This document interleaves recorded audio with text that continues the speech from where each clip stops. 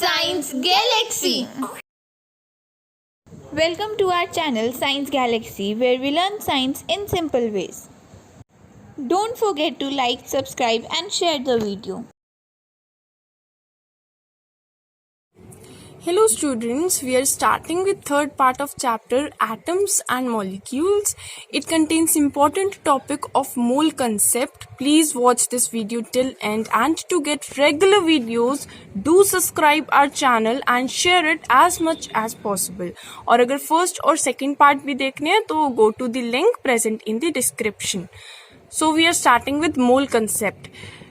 इसमें सबसे पहले हमें पता होना चाहिए हमारा जो एटम होता है, हमें पता है एटम क्या होता है, बहुत ज्यादा स्मॉल होता है। हमारा एटम बहुत ज्यादा क्या होता है, स्मॉल होता है। तो इसका मास भी बहुत कम होता है। हम इसका मास ग्राम या ऐसी किसी यूनिट में नहीं मेजर करते, हम एटम का मास एक अलग ही यूनिट में मेजर करते हैं जिसको हम कहते हैं atomic mass unit. Mass of an atom is measured in the unit atomic mass unit, जिसे हम शॉर्ट फॉर्म में AMU भी कह देते हैं। ठीक है, अच्छा ये AMU किसके इक्वल होता है या ये क्या चीज़ है, कैसे हम पहचानेंगे? बस अभी तो हमें इतना पता है कि हमारा जो एटम है बहुत छोटा है, तो हम उसका मास हम ग्राम में भी मेजर नहीं कर सकते। इतना छोटा है कि हमें एक नई यूनिट, बहुत छोटी यूनिट लॉन्च करनी पड़ी जो है एटॉमिक मास यूनिट। चलो एक छोटा सा हम कार्बन एटम डिस्कस कर लेते हैं। हमारा जो कार्बन एटम होता है वो क्या होता है, 6C12। ठीक है, 6C12 का मतलब क्या है कि इसमें ना ये जो नीचे वाला नंबर है ये किसके इक्वल होता है, ये प्रोटॉन्स और इलेक्ट्रॉन्स के इक्वल होता है। मतलब कार्बन, जो हमारा कार्बन होता है ना, उसमें हमारे क्या है, 6 तो प्रोटॉन्स हैं। ठीक है, ये नीचे वाला नंबर किसके इक्वल होता है, नंबर ऑफ प्रोटॉन्स के इक्वल होता है। और जितने प्रोटॉन्स होते हैं उतने ही इलेक्ट्रॉन्स होते हैं एक न्यूट्रल स्पीशीज में। तो इसीलिए 6C12 में कितने प्रोटॉन्स हैं, 6 प्रोटॉन्स हैं। कितने इलेक्ट्रॉन्स हैं, इलेक्ट्रॉन्स भी 6 हैं। भाई न्यूट्रल स्पीशीज है, न्यूट्रल स्पीशीज में प्रोटॉन भी 6 होंगे और इलेक्ट्रॉन्स भी 6 होंगे। न्यूट्रॉन्स कितने प्रेजेंट हैं इसमें, अब हमें निकालना है भाई इसमें ना न्यूट्रॉन्स कितने प्रेजेंट हैं। न्यूट्रॉन्स कैसे निकलते हैं, ये जो ऊपर वाला नंबर होता है ना, ऊपर वाला नंबर ये किसके इक्वल होता है, ये होता है equal mass of proton plus mass of neutron के। भाई ये नीचे वाला नंबर ना एटॉमिक नंबर कहलाता है और ऊपर वाला नंबर मास नंबर कहलाता है। और एटॉमिक नंबर जो है वो किसके इक्वल होता है, मास, वो प्रोटॉन्स के भी इक्वल होता है, इलेक्ट्रॉन्स के भी इक्वल होता है। बस इतना याद रखो, ये जो नीचे वाला नंबर है न्यूट्रल स्पीशीज के लिए इतने ही प्रोटॉन्स होंगे, इतने ही इलेक्ट्रॉन्स भी होंगे। और इन दोनों को, ऊपर और नीचे वाले नंबर को जब हम माइनस करेंगे ना तो हमारे निकल जाएंगे नंबर ऑफ न्यूट्रॉन्स। तो कितने न्यूट्रॉन्स हमारे पास प्रेजेंट है, हमारे पास 6 न्यूट्रॉन्स प्रेजेंट है। ठीक है, हमारे पास 6 न्यूट्रॉन्स प्रेजेंट है। ये कंसेप्ट थोड़ा सा मुश्किल लग रहा होगा, ये जो नीचे वाला नंबर है यही, इतने ही हमारे पास नंबर ऑफ प्रोटॉन्स होते हैं और इतने ही हमारे पास नंबर ऑफ इलेक्ट्रॉन्स भी होते हैं। और नंबर ऑफ न्यूट्रॉन्स कैसे निकालते हैं, इन दोनों को माइनस करके हम निकालते हैं। तो मतलब हमारे एक कार्बन एटम में 6 प्रोटॉन, 6 इलेक्ट्रॉन और 6 न्यूट्रॉन भी हैं। तो एक कार्बन एटम का मास कितना होगा, भाई एक कार्बन एटम हम ले लें तो उसका मास कितना होगा, 6 इंटू मास ऑफ 1 प्रोटॉन। भाई 6 प्रोटॉन है, मैं कहूँ एक प्रोटॉन का जितना मास है उसे 6 से मल्टीप्लाई कर दो, प्लस 6 इंटू जो भी मास ऑफ इलेक्ट्रॉन है, प्लस 6 इंटू जो भी मास ऑफ न्यूट्रॉन है। तो हमारा मास ऑफ कार्बन एटम क्या होगा, मास ऑफ कार्बन एटम होगा 6 into mass of proton plus 6 into mass of electron plus 6 into mass of neutron. ठीक है, अब हमें क्या क्या याद रखना पड़ेगा, हमें याद रखना पड़ेगा मास ऑफ प्रोटॉन और मास ऑफ न्यूट्रॉन लगभग इक्वल होते हैं और इनकी वैल्यू होती है 1.67 इंटू 10 की power -24 gram. Mass of proton भी 1.67 इंटू 10 की पावर -24 ग्राम होता है। मास ऑफ न्यूट्रॉन भी 1.67 इंटू 10 की पावर -24 ग्राम होता है। ठीक है, इस वाली चीज को ना हम मान लेते हैं 1 यूनिट। अजीब सी तो वैल्यू आ रही है, इसको समझ लो ये हमारी 1 यूनिट है, ये हमारी 1 AMU के इक्वल होती है। ये जो अजीब सी क्वांटिटी है ना, इसी क्वांटिटी को हम कहते हैं 1 AMU। ठीक है, mass of proton mass of neutron किसके इक्वल होता है? 1.67 इंटू 10 की पावर -24 ग्राम के इक्वल होता है। मास ऑफ इलेक्ट्रॉन किसके इक्वल होता है? मास ऑफ इलेक्ट्रॉन 9.1 इंटू 10 की पावर -31 kg के इक्वल होता है। भाई इसे अब हम ध्यान से एनालाइज करते हैं। जब हम इसे ध्यान से एनालाइज करेंगे तो हम क्या कहेंगे कि mass of proton mass of neutron तो काफी ज्यादा है मास ऑफ इलेक्ट्रॉन के कंपैरिजन में, इन दोनों में बहुत फर्क है भाई। ठीक है, इसीलिए हम क्या करते हैं, इसीलिए इसका वो तो हम ऑलमोस्ट 1 यूनिट मान लेते हैं, 1 AMU। इन दोनों को हम 1 AMU मान लेते हैं और इसको लगभग 0 AMU मान लेते हैं। कितना छोटा मास है, 10 की पावर -31, इसके कंपैरिजन में बहुत छोटा है। मास ऑफ प्रोटॉन तो है ही कम, मास ऑफ इलेक्ट्रॉन उससे भी कम है। ठीक है, तो हम एक कार्बन एटम का मास कैसे निकालेंगे? 6 इंटू मास ऑफ प्रोटॉन तो हमने याद कर ही लिया है, 1.67 इंटू 10 की पावर -24 ग्राम, जिसे हम 1 AMU भी लिख सकते हैं। ठीक है, plus 6 into mass of electron लगभग कितना है? 0 AMU है, प्लस 6 इंटू 1.67 इंटू 10 की पावर -24। ऐसे सोचो भाई, ये जो मास ऑफ प्रोटॉन है वो लगभग कितना है? 1 यूनिट मान लेते हैं। जो मास ऑफ इलेक्ट्रॉन है वो कितना है? 0 मान लेते हैं। AMU की बात हो रही है, ग्राम में तो इतना है, इसे हम 1 AMU काउंट करते हैं।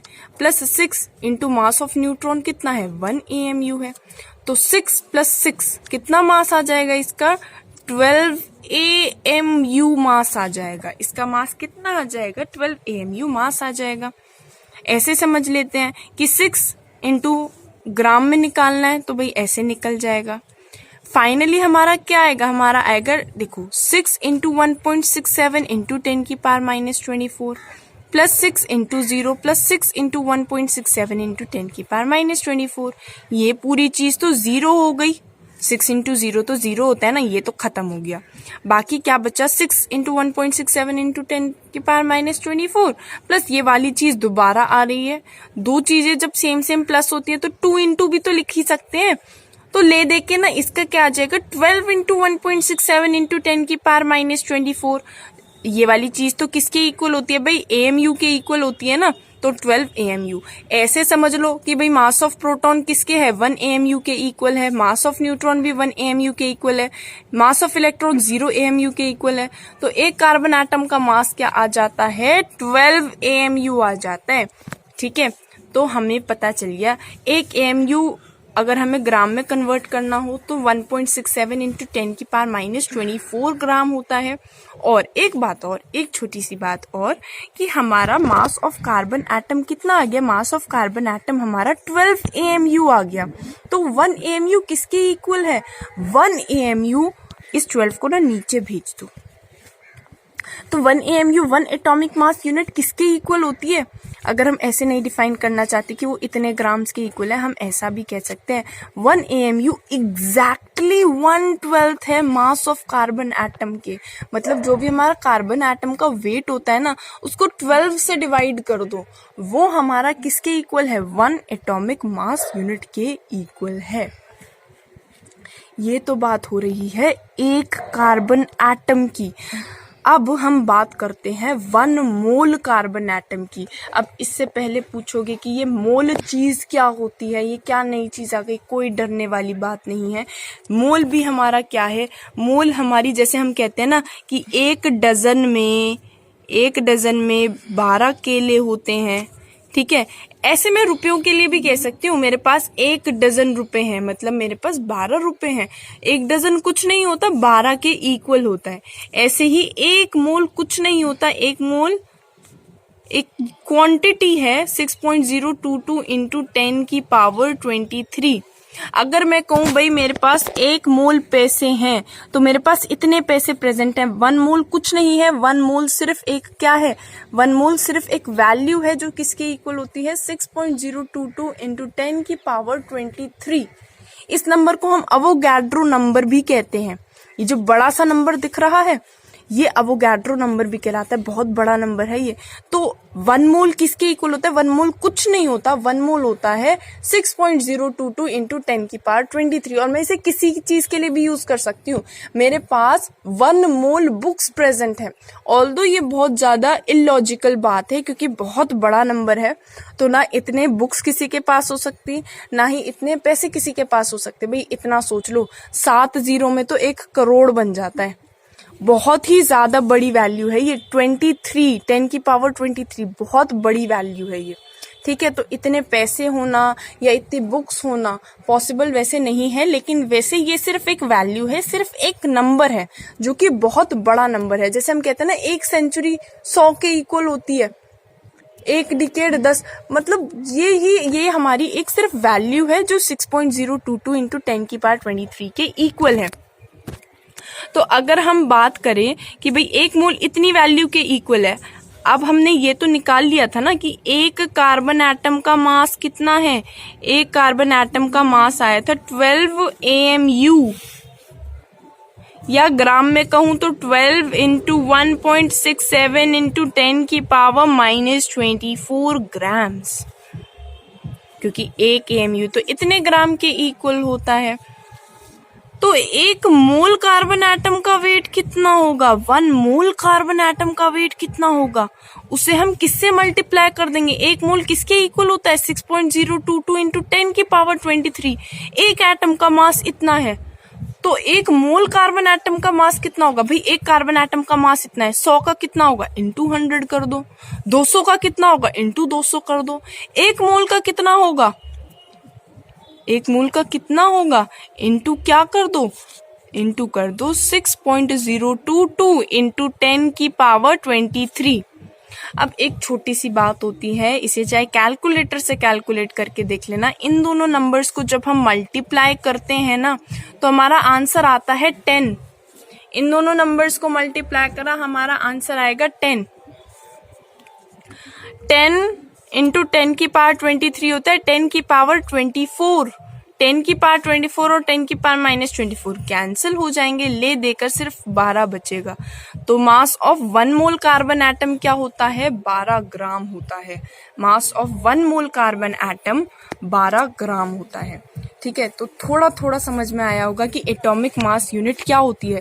एटॉमिक मास यूनिट के बारे में बस हमें ये याद रखना है कि एटम का मास भाई बहुत छोटा है, तो उसका मास ना हम ग्राम में मेजर करेंगे तो भाई इतना आएगा कुछ कि 12 इंटू 1.67 इंटू 10 की पावर -24, जिसे कैलकुलेट करना काफी डिफिकल्ट सा हो जाएगा। सॉल्व करेंगे तो 1.99 इंटू 10 की पावर -23, लिखने में भी अजीब सा लग रहा है। ठीक है, तो इसीलिए हमने एक नई यूनिट डिस्क्राइब करी है जिस एक एटम के मास को निकालने के लिए, जिसको हम कहते हैं एटॉमिक मास यूनिट। ठीक है, एटम बहुत छोटा है तो उसका मास हम किस में मेजर करते हैं? एटॉमिक मास यूनिट में मेजर करते हैं। एक एटॉमिक मास यूनिट को डिफाइन कैसे करेंगे? एक एटॉमिक मास यूनिट को हम ऐसे डिफाइन करेंगे, जो हमारा कार्बन 12 होता है ना, क्योंकि कार्बन 12 क्यों कह रहे हैं? क्योंकि कार्बन के भी ना 2 आइसोटोप्स होते हैं, तो 12 वाला जिसका मास 12 है ना, वही वाला कार्बन लेना है, 6C12 वाला ही लेना है। तो जो कार्बन 12 है ना, उसके मास का एग्जैक्टली 1/12 कर दो, वो हमारा 1 AMU 1 एटॉमिक मास यूनिट के इक्वल होता है। तो एटॉमिक मास, एक एटॉमिक मास यूनिट जो है हम कैसे डिफाइन करेंगे? It is exactly 1/12 of mass of carbon 12 atom. जो हमारा कार्बन 12 एटम है उसका जो मास है उसका एग्जैक्टली 1/12 कर दो, तब जाकर हमारा 1 एटॉमिक मास यूनिट बनेगा। Now starting with molecular masses, molecular mass क्या होता है? अगर हमारा एक मॉलिक्यूल है तो उस मॉलिक्यूल का जो मास होगा उसे ही हम मॉलिक्यूलर मास कहते हैं। भाई एक मॉलिक्यूल का जो मास होता है उसे ही हम क्या कहते हैं? मॉलिक्यूलर मास कह देते हैं। जैसे कि एग्जाम्पल ले लेते हैं, हमारा वाटर एक मॉलिक्यूल है, H2O हमारा एक मॉलिक्यूल है। H2O में जितने भी एटम्स प्रेजेंट हैं, हाइड्रोजन के, ऑक्सीजन के, ठीक है, उनको उनके मास से, मतलब हाइड्रोजन 2 प्रेजेंट है इसीलिए 2 × 1, मतलब जितने भी एटम्स प्रेजेंट है, जैसे 2 हाइड्रोजन के एटम्स प्रेजेंट हैं तो 2 × 1, एक ऑक्सीजन का एटम प्रेजेंट है तो +16, इसकी यूनिट क्या होगी AMU, वही एटॉमिक मास यूनिट में इसका मास आ जाएगा। तो मॉलिक्यूलर मास इसका कितना आएगा, मॉलिक्यूलर मास इसका आ जाएगा 18 म्यू वाटर का। तो हमारा मॉलिक्यूलर मास क्या होता है, मॉलिक्यूलर मास होता है sum of atomic mass of a molecule of a substance, वो हमारा मॉलिक्यूलर मास होता है। जैसे कि अगर हम CO2 की बात करें तो CO2 में क्या है, CO2 में एक कार्बन प्रेजेंट है, कार्बन का मास होता है 12, दो ऑक्सीजन प्रेजेंट है, तो एक ऑक्सीजन का जितना भी मास है उसे 2 से मल्टीप्लाई कर दो, तो भाई ये कितना आ जाएगा टोटल मिलाकर 44 म्यू क्या आ जाएगा, 44 म्यू कार्बन डाइऑक्साइड का हमारा मास आ जाएगा। ठीक है, अब हमें पता कैसे चलेगा कि किसका मास कितना होता है, वो हमने एक छोटी सी सीरीज याद करी थी ना। अगर इनके अलावा वाला आता है तो वो तो हमें दिया होगा, उसका मास हमें गिवन होगा। एक हाइड्रोजन है, हाइड्रोजन का नंबर 1 है, ठीक है, इसका मास भी 1 ही होता है। हीलियम का मास कितना हो जाता है, नंबर 2 है, ठीक है, और मास कितना हो जाता है 4, लगभग डबल होता है, अगर ऑड है तो डबल +1 भी हो जाता है। जैसे लिथियम है, लिथियम का क्या हो जाएगा 3 × 2 = 6 +1। हमारा नाइट्रोजन है तो उसका तो जस्ट डबल हो गया, है ना, मतलब जस्ट डबल या डबल में एक ज़्यादा, यही मास होता है उसका आसपास। ठीक है, तो हमारा इसमें NaCl का मास, ये हमारा मॉलिक्यूलर मास होता है। H2O का मास कैसे निकालेंगे, हाइड्रोजन का मास 1 था तो 2 × 1, ठीक है, प्लस ऑक्सीजन का 16 था, तो टोटल हमारा कितना आ गया, टोटल हमारा 18 म्यू आ गया। फॉर्मूला मास क्या होता है भाई, फॉर्मूला मास होता है, फॉर्मूला मास क्या होता है भाई, जितना अगर हमारा आयनिक कंपाउंड है ना तो उसका जो टोटल मास निकल के आएगा उसे हम फॉर्मूला मास कहते हैं। अगर सब्सटेंस मॉलिक्यूल है तो हमारा हो जाता है मॉलिक्यूलर मास, और अगर हमारा सब्सटेंस एक आयनिक कंपाउंड है जैसे कि NaCl, सोडियम क्लोराइड है, तो उसका जो टोटल मास निकल के आएगा उसे हम कहेंगे फॉर्मूला मास। जैसे NaCl का जो मास निकालेंगे ना हम सम ऑफ एटम्स करके, उसे हम बस फॉर्मूला मास कह देंगे। मॉलिक्यूलर मास मॉलिक्यूल का होता है और फॉर्मूला मास आयनिक कंपाउंड का होता है। जैसे NaCl एक आयनिक कंपाउंड है। आयनिक कंपाउंड क्या होता है भाई, जो एक मेटल और एक नॉन मेटल से बना हो। सोडियम हमारा मेटल है, क्लोरीन हमारा नॉन मेटल है। आयनिक कंपाउंड का जब भी हम मास निकालेंगे तो वो जो हमारा मास आएगा उसे फॉर्मूला मास कह देते हैं। सोडियम का मास 23, क्लोरीन का 35.5, टोटल मास आ जाएगा 58.5। 58.5 जो है इसकी भी यूनिट क्या होगी, एटॉमिक मास यूनिट होगी, है ना, म्यू यूनिट होगी। अगर हमारा आयनिक कंपाउंड होता है तो जो उसका मास निकल के आता है वो फॉर्मूला मास होता है। शुरू करते हैं मोल कंसेप्ट। ठीक है, ये हमारे छोटे छोटे टॉपिक्स थे। मोल कंसेप्ट जो है हमारा, जो 1 मोल की हम बात करते हैं ना, 1 मोल कुछ भी नहीं होता। 1 मोल एक क्वांटिटी है जो 6.022 × 10⁻23 के इक्वल होती है। बस एक तो हमें ये ध्यान रखना है। और हमें क्या याद रखना है, हमें याद रखना है एक छोटा सा फॉर्मूला जो कि है, अगर हमें कभी भी नंबर ऑफ मोल्स कैलकुलेट करने हुए तो नंबर ऑफ मोल्स का फॉर्मूला क्या होता है, given weight upon molecular weight, और इक्वल टू जितने भी मॉलिक्यूल्स हैं अपॉन 6.022 × 10⁻23। ये किसका फॉर्मूला है, नंबर ऑफ मोल्स का फॉर्मूला है। जितना भी वेट गिवन है उसे मॉलिक्यूलर वेट से डिवाइड कर दो, और ये किसके इक्वल होता है, जितने भी मॉलिक्यूल्स गिवन है उसे 6.022 × 10⁻23 से डिवाइड कर दो। ये मोल कंसेप्ट का छोटा सा फॉर्मूला है जो हमें याद रखना है। तो भाई मोल कंसेप्ट पर बेस्ड कुछ क्वेश्चंस स्टार्ट करते हैं। ठीक है, कुछ क्वेश्चन स्टार्ट करते हैं मोल कंसेप्ट पर बेस्ड। पहला क्वेश्चन है, फाइंड नंबर ऑफ मोल्स। हमें क्या फाइंड करना है, number of moles, number of moles in 176 gram CO2। 176 gram CO2 में हमें नंबर ऑफ मोल्स फाइंड करने हैं। तो नंबर ऑफ मोल्स का फॉर्मूला क्या होता है, एक तो फॉर्मूला होता है गिवन वेट, जो भी हमारा गिवन वेट हो, अपॉन मॉलिक्यूलर वेट, है ना भाई, ये भी फॉर्मूला था और एक ये फॉर्मूला था। जितने भी मॉलिक्यूल्स या एटम्स दे रखे हों, है ना, जितने भी मॉलिक्यूल्स दे रखे हों उसे किससे डिवाइड कर दो, उसे डिवाइड कर दो 6.022 इंटू 10⁻23 से। ठीक है, बस ये छोटा सा फॉर्मूला याद रखना है, मूल कंसेप्ट पे बेस सारे क्वेश्चंस हो जाएंगे। तो नंबर ऑफ मोल्स कैसे कैलकुलेट होंगे, जितना गिवन वेट है, कितना गिवन वेट है 176, कितना मॉलिक्यूलर वेट है, इसका मॉलिक्यूलर वेट हम कैलकुलेट कर लेंगे। कैसे कैलकुलेट करेंगे भाई, कार्बन का वेट कितना होता है, कार्बन का वेट होता है 12 और ऑक्सीजन का वेट होता है 16। तो 12 है ना, 12 प्लस 16 इंटू 2 मतलब 44, इसका मास आ जाएगा 44।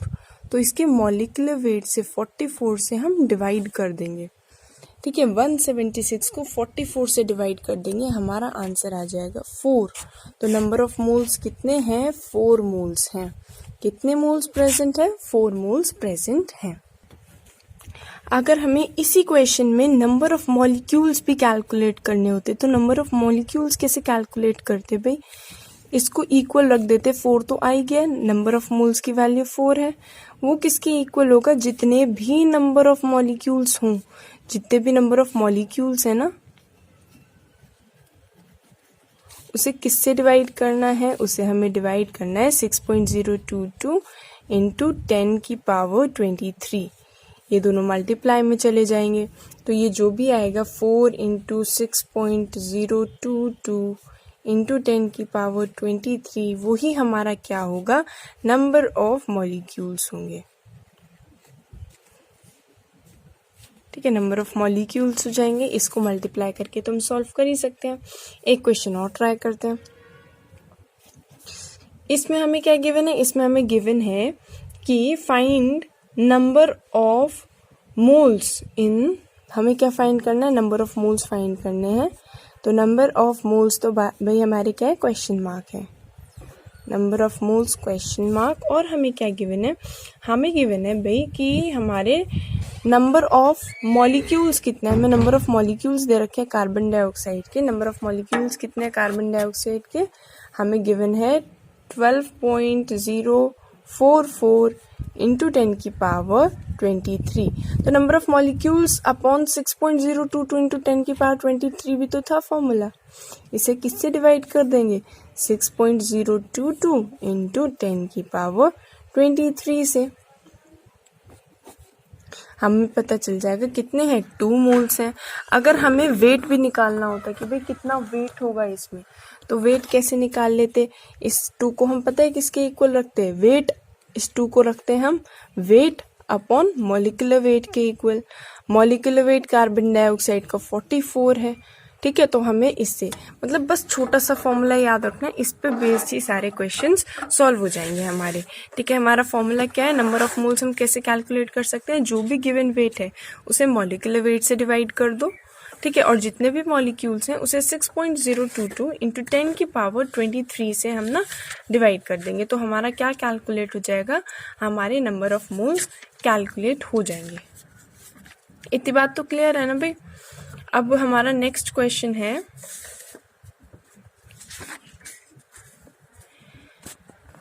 हमें एक सिंगल सब्सटेंस दे रखा है, हमें ना एक सब्सटेंस दे रखा है, एक हमारा सिंगल एटम है। सिंगल एटम किसका है, एक एलिमेंट है, ऐसे ही एक्स, हमें एलिमेंट तो नहीं पता, एक्स एलिमेंट है, लेकिन उसका मास दे रखा है। मास हमें ज़रूर गिवन है, मास हमें गिवन है 2.65 इंटू 10⁻23 ग्राम। ये भी एक एटम की बात है, एक एटम का मास दे रखा है इतना ग्राम। हमें उसका क्या निकालना है, हमें निकालना है उसका एटॉमिक मास म्यू में। ठीक है, ये मास किस में गिवन है, ये मास तो अभी हमें ग्राम्स में गिवन है, हमें AMU एटॉमिक मास यूनिट में ही उसका मास निकालना है। कैसे निकालेंगे, बस एक छोटी सी बात ध्यान रखना, हमारा जो 1 AMU होता है वो किसके इक्वल होता है, वो होता है 1.67 इंटू 10⁻24 ग्राम के इक्वल। ठीक है, तो मतलब हमारा 1 ग्राम किसके इक्वल होता है? 1/1.67 इंटू 10⁻⁻24 AMU। ठीक है भाई। इसके बाद एक छोटी सी बात और अगर याद रखना चाहो कि एक छोटी सी बात होती है, हमारा जो 1.67 इंटू 6.022 होता है ना, वो हमेशा 10 के इक्वल आता है। कैलकुलेशन वाइज ये थोड़ा सा सपोर्ट कर सकता है इस क्वेश्चन में, क्योंकि अगर मैं 10 को इधर ले जाऊं और इसे इधर ले जाऊं तो 6.022 और यहाँ कर दूं अपॉन 10, तो किसके इक्वल होगा? 1/1.67 के इक्वल होगा। इस वैल्यू को ना 1/1.67 की जगह मैं क्या रख दूंगी? ये हमारा है 6.022 अपॉन 10 है ना, तो ये 1.67 की जगह रखेंगे तो ये क्या हो जाएगा? 1/0.6022 नहीं सॉरी हमारी क्या वैल्यू है? हमारी है 1/1.67। तो 1/1.67 की जगह मैं क्या रखने की कोशिश करूंगी? मैं रखूंगी भाई 6.022 अपॉन 10। ठीक है, और ये ऊपर ये यहाँ पे क्या दे रखा है? 10⁻⁻24 है ना। इतना क्या प्रेजेंट है? इतना AMU है 1 ग्राम में। इसे सॉल्व करके वही एवोगैड्रो नंबर आ जाएगा।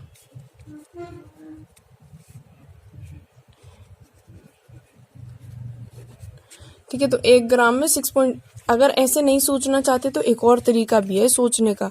भाई जो एक एटम का मास होता है वो मेजर होता है 1 AMU में, जबकि 1 मोल का मास हो जाता है, 1 मोल का मास कितना हो जाता है?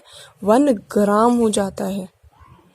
ठीक है, 1 मोल का मतलब क्या है? 6.022 इंटू 10⁻23 मॉलिक्यूल्स का मास। ठीक है, इतने एटम्स का मास या इतने मॉलिक्यूल का मास 1 ग्राम के इक्वल है। ठीक है, एक एटम का मास 1 AMU है। तो एक छोटा सा रिलेशन अब याद ही रख लेते हैं, ये 1 ग्राम के इक्वल होता है और 1 AMU किसके इक्वल होता है? 1.67 इंटू 10⁻⁻24 AMU के इक्वल होता है। ठीक है भाई, अब हमें क्या निकालना था? हमें तो निकालना था उसका AMU में मास निकालना था, और हमें कितना गिवन था? हमें गिवन था कि उसका मास जो है वो ग्राम में कितना है? ग्राम में तो है उसका 2.65 इंटू 10⁻⁻23। ये ग्राम में गिवन है। ग्राम को हमें किस में करना है? ग्राम को हमें AMU में करना है। तो 1 ग्राम में 6.022 इंटू 10⁻23 AMU होते हैं। इसे किससे मल्टीप्लाई करना पड़ेगा? 6.022 इंटू 10⁻23 से। ठीक है भाई, अब इसे सॉल्व करेंगे ना, इन दोनों को मल्टीप्लाई कर देंगे, ये तो दोनों कैंसिल हो जाएगा, है ना। ये 2.65 इंटू 6.022 है, ये कितनी वैल्यू आएगी? अगर हम इसे सॉल्व करने की सोचे तो ये मास हमारा आ जाएगा, इसे लगभग ले लेते हैं 2.7 इंटू 6 7 ज़ा 42 6 7 ज़ा 42 6 2 ज़ा 12 13 14 15 16। इसका मास ना लगभग 16 म्यू आ जाएगा। बस अप्रॉक्स करने का तरीका है, इसको थोड़ा सा छोटा ले लिया, इसको मतलब इसको थोड़ा सा कम कर दिया है ना, तो कम करा था, फिर इसीलिए बस बैलेंस करने के लिए ना, अगर कभी जल्दी करना हो, अप्रॉक्स में आंसर निकालना हो, तो 16.2 क्या करके लेके आया था? 2.65 जो इससे थोड़ी सी छोटी वैल्यू है ना, इससे थोड़ी सी छोटी वैल्यू में हमारा 16.2 आ रहा है ना। 2.65 की जगह अगर मैं 2.7 लूँ तो मेरा मास आ रहा है 16.2, तो 2.65 से इससे थोड़ी सी कम वैल्यू आएगी, मतलब 16 म्यू। नॉर्मली सॉल्व कर लेना तब भी 16 म्यू के आसपास ही आ जाएगा। ठीक है, तो हमारा मास कितना आ गया इसका? फाइनली 16 म्यू इसका मास आ गया। एक और क्वेश्चन ट्राई करते हैं। हमें क्या गिवन है? हमें गिवन है 0.5 मोल NH3 के गिवन है, हमें NH3 के 0.5 मोल गिवन है, और हमें क्या निकालना है? और हमें निकालने हैं नंबर ऑफ मॉलिक्यूल्स निकालने हैं।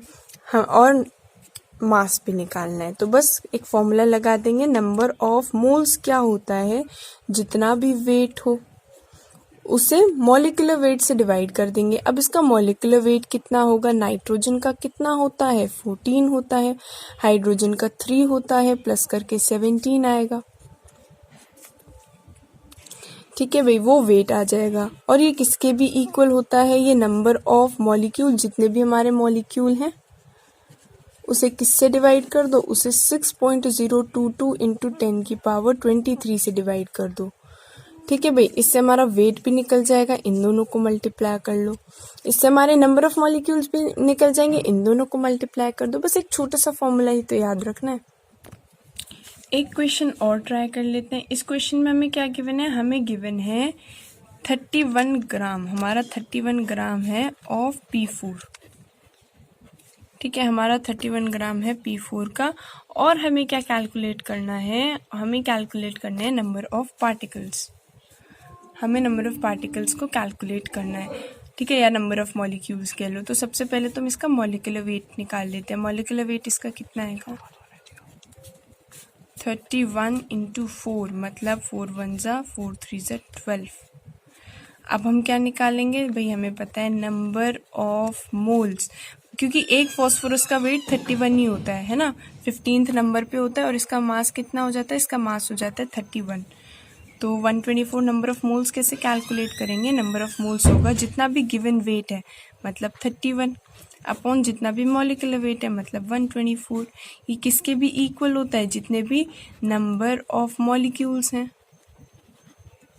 जितने भी हमारे मॉलिक्यूल हैं उसे किससे डिवाइड कर दो, 6.022 इंटू 10 की पावर 23 से डिवाइड कर दो।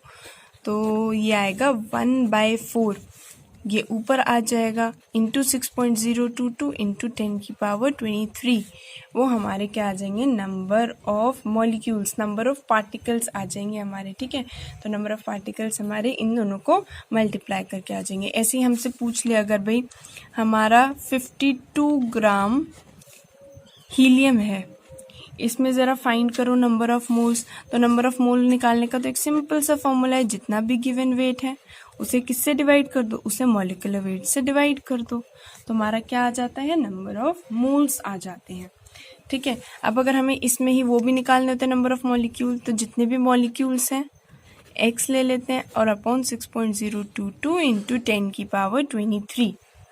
ठीक है, उससे हम इजीली इसे कैलकुलेट कर पाएंगे, है ना भाई, नंबर ऑफ मोल्स कैलकुलेट कर पाएंगे।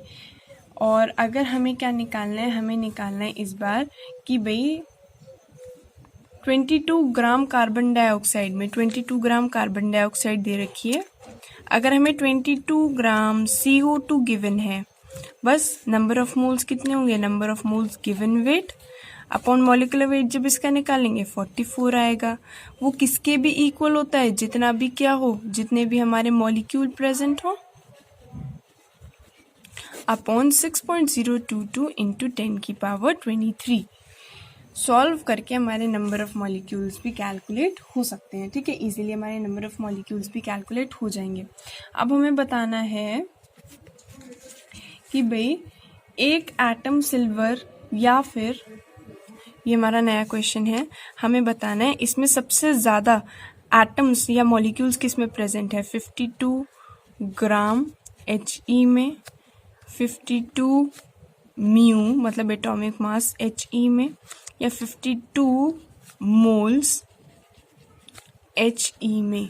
इनमें से सबसे ज़्यादा पार्टिकल्स, सबसे ज़्यादा नंबर ऑफ पार्टिकल्स किस में प्रेजेंट है, हमें इस बार ये बताना है। ठीक है, तो इस बार भी हमारा क्या सिंपल सा ही तो क्वेश्चन है, हमें क्या बताना है कि किस में सबसे ज़्यादा नंबर ऑफ पार्टिकल्स प्रेजेंट होंगे। तो कैसे बताएंगे, 52 ग्राम, सबसे पहले तो हमें पता है इसके नंबर ऑफ मोल्स का फॉर्मूला है 52 अपॉन मॉलिक्यूलर वेट इसका होता है 4, और वही हमारा क्या होता है, जितने भी इसमें नंबर ऑफ मॉलिक्यूल हैं, नंबर ऑफ मॉलिक्यूल x ले लो अपॉन 6.022 इंटू 10 की पावर 23। तो इसे सॉल्व करके 13 हो जाएगा। 52 अपॉन 4 तो हमारा सॉल्व करके क्या आएगा 13, फिर ये ऊपर चला जाएगा मल्टीप्लाई होने, तो ये हो जाएगा 13 इंटू 6.022 इंटू 10 की पावर 23 इतने मॉलिक्यूल्स आ जाएंगे हमारे पास। ठीक है, एक बार 52 मोल्स में दे रखे हैं, इस बार तो नंबर ऑफ मोल्स ही दे रखे हैं 52, एन ही हमें 52 गिवन है, तो 52 ये किसके इक्वल होता है, वेट अपॉन मॉलिक्यूलर वेट। लेकिन हमें सिर्फ मॉलिक्यूल से मतलब है, सब में नंबर ऑफ मॉलिक्यूल्स कैलकुलेट करना है। ठीक है, तो नंबर ऑफ मोल्स किसके भी इक्वल था, x अपॉन 6.022 इंटू 10 की पावर 23। ये वाला केस कर रहे हैं हम कि 52 मोल्स प्रेजेंट हैं, तो भाई नंबर ऑफ मोल किसके इक्वल होते हैं, जितने भी मॉलिक्यूल है अपॉन 6.022 इंटू 10 की पावर 23। ये दोनों मल्टीप्लाई होंगे और हमें पता चल जाएगा कितने मॉलिक्यूल्स हमारे प्रेजेंट हैं। ठीक है, ये वाले में तो हमें पता चल गया, इसमें 13 इंटू ये वाली वैल्यू है अवोगाड्रो नंबर, इसमें 52 इंटू अवोगाड्रो नंबर है। इसमें और निकाल लेते हैं 52 म्यू की जो बात हो रही है, 52 म्यू।